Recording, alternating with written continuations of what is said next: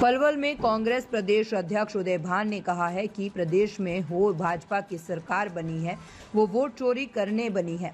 उन्होंने कहा है कि जो विपक्ष के नेता राहुल गांधी ने सबूतों के आधार पर चुनाव आयोग द्वारा भाजपा सरकार को वोट चोरी करके बनाने में अपना अहम योगदान दिया है, लेकिन उनकी पार्टी अब हरियाणा और महाराष्ट्र और दिल्ली के साथ साथ अन्य राज्यों में सबूत जुटा रही है और जल्द ही सबूतों को जुटाकर भाजपा और चुनाव आयोग को सड़क से लेकर जनता की अदालत के साथ साथ विधानसभा और लोकसभा में घेरने का काम करेगी। और अब जनता जान चुकी है कि केंद्र में और प्रदेश में भाजपा की सरकार वोट चोरी करके बनी है। कांग्रेस पार्टी के नेता राहुल गांधी ने जिस तरह से भाजपा सरकार और चुनाव आयोग पर वोट चोरी करने का आरोप लगाया, ये मामला अब हर जगह पर चर्चा का विषय बना हुआ है, जिसको लेकर कांग्रेस प्रदेश अध्यक्ष उदय भान ने कहा है कि जो हरियाणा में भाजपा की सरकार बनी है ये वोट चोरी करके बनी है। और इतना ही नहीं, उदय भान ने कहा है कि केंद्र में भी भाजपा सरकार चुनाव आयोग के सहयोग से वोट चोरी करके सरकार बनी है। जो उनमें नेता राहुल गांधी सबूतों के आधार पर चुनाव आयोग द्वारा किस तरह से वोट चोरी किए गए उनको जनता के सामने दिखाएंगे। और जो चुनाव आयोग द्वारा बिहार में 65 लाख मतदाताओं के नाम वोटर सूची से गायब कर दिए गए हैं, लेकिन चुनाव आयोग द्वारा उसी सूची को सार्वजनिक करने से मना कर दिया गया, जिस सूची में चुनाव आयोग द्वारा कहा गया कि जिनके नाम वोटर सूची से गायब है वह मर चुके हैं। लेकिन राहुल गांधी ने उन मरे हुए लोगों के साथ फोटो खींची है, लेकिन उसके बाद भी चुनाव आयोग कोई संज्ञान नहीं लिया जा रहा है और चुपके से चुनाव आयोग द्वारा प्रेस कॉन्फ्रेंस की गई, लेकिन जो राहुल गांधी द्वारा सवाल किए गए उसका उस प्रेस वार्ता में कोई जिक्र नहीं किया गया। उदय भान ने कहा है कि अब हरियाणा में उनकी पार्टी द्वारा हर विधानसभा क्षेत्र के बूथ की जांच की जा रही है और सबूत एकत्रित किए जा रहे हैं और जल्द ही सारे सबूत एकत्रित करके चुनाव आयोग और भाजपा सरकार को सड़क से लेकर जनता की अदालत और विधानसभा और लोकसभा में घेरने का काम करेगी। अध्यक्ष जी, एक वोट चोरी का जो मामला पूरे देश के अंदर अब गरमाया हुआ है, तो क्या कहेंगे जिस तरह से विपक्ष के नेता राहुल गांधी जी ने सवाल उठाए हैं कि वोट चोरी से कई सरकारें बनाई गई, तो क्या कहेंगे इसके बाद? जो वोट चोरी का मामला है,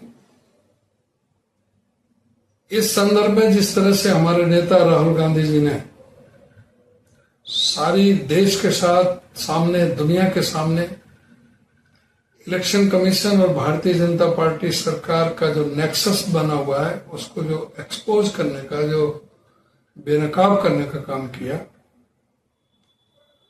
आज इलेक्शन कमीशन मुंह छुपाता फिर रहा है, उनको कोई बताने के लिए बात नहीं है।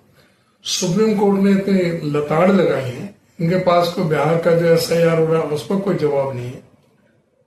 तो पूरी तरह से इलेक्शन कमीशन का जो चेहरा बिल्कुल बेनकाब करने का काम राहुल जी ने किया। और बेशर्मी इलेक्शन कमीशन की देखो कि राहुल गांधी जी के प्रश्नों का जवाब देने के बजाय धमकी दी जा रही, 1 हफ्ते के अंदर जवाब दो। और वो क्या लगता है, जो अनुराग ठाकुर जो भारतीय जनता पार्टी का नेता है, राहुल जी ने तो सिर्फ एक पार्लियामेंट की एक असेंबली सेगमेंट का रिजल्ट को देखने में 6 महीने लगे, इनको 6 पार्लियामेंट और एक असेंबली का चुनाव देखने में एक दिन लगा। एक दिन उन्होंने आंकड़े बता दिए, उन्होंने भी चोरी के लगाए इल्जाम कि भाई इलेक्शन कमीशन ने इस तरह से जो चोरी की है वोटों की, जो फर्जी वोट बनी है। अब फर्जी वोट बनी है, बीजेपी भी कहती है कि फर्जी वोट बनी है और कांग्रेस भी कह रही है कि फर्जी वोट बनी है, तो इसका मतलब 2024 का इलेक्शन जो है वो फर्जी वोटों के आधार पर हुआ। ये सरकार जो है ये फर्जी वोटों के आधार पर बनी हुई है। केंद्र की सरकार प्रदेश में, चाहे हरियाणा में हुआ, चाहे महाराष्ट्र में हुआ, चाहे दिल्ली में हुआ, जिस तरह से इलेक्शन कमीशन बेनकाब हुआ है तो सबने देखा है। और अब जो बिहार ने तो बिल्कुल ही इनको स्पष्ट कर दिया।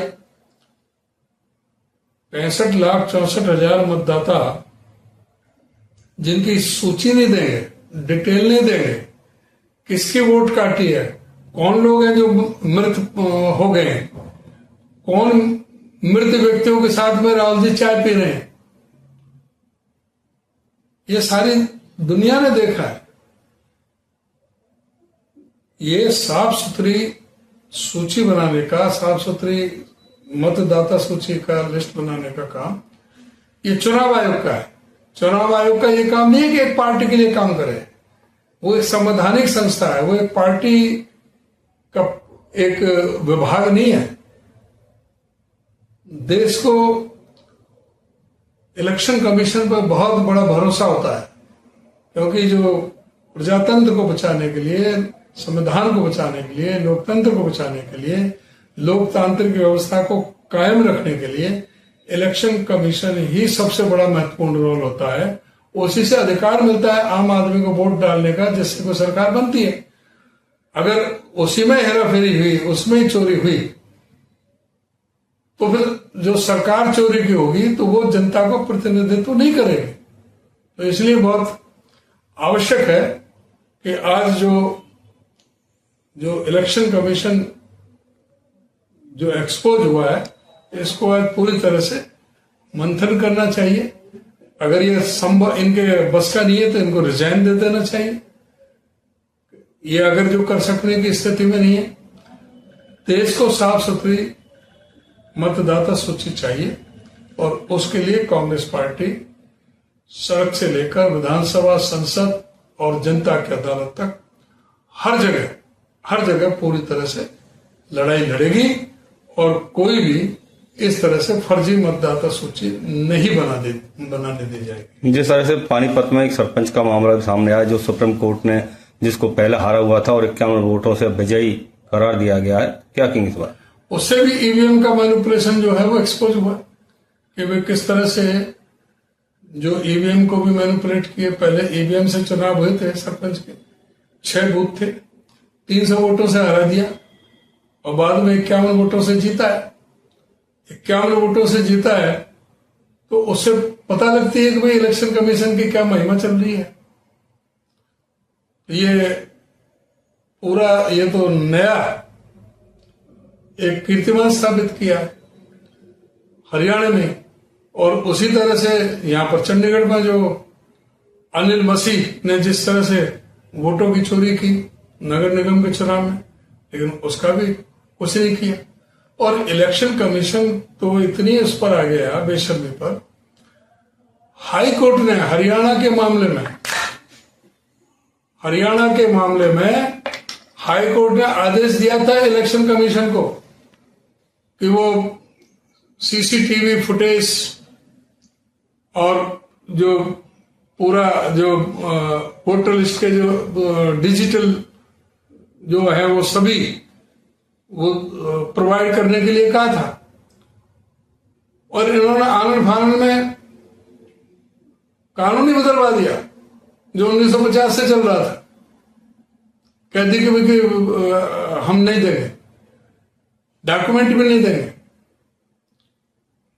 जो फॉर्म 17C है, जो रिजल्ट सीट है, जो सीसीटीवी है, जो उसमें उसके बारे में भी जो बैलेट यूनिट है, कंट्रोल यूनिट है, अपना आपका वीवीपैट है, उसको भी ये मिलान करने के लिए तैयार नहीं है। जो 45 दिन के अंदर जिन्होंने अप्लाई कर दिया, सबने एक मशीन का 47,500 रुपए के हिसाब से पेमेंट जमा कराई है इनके पास में।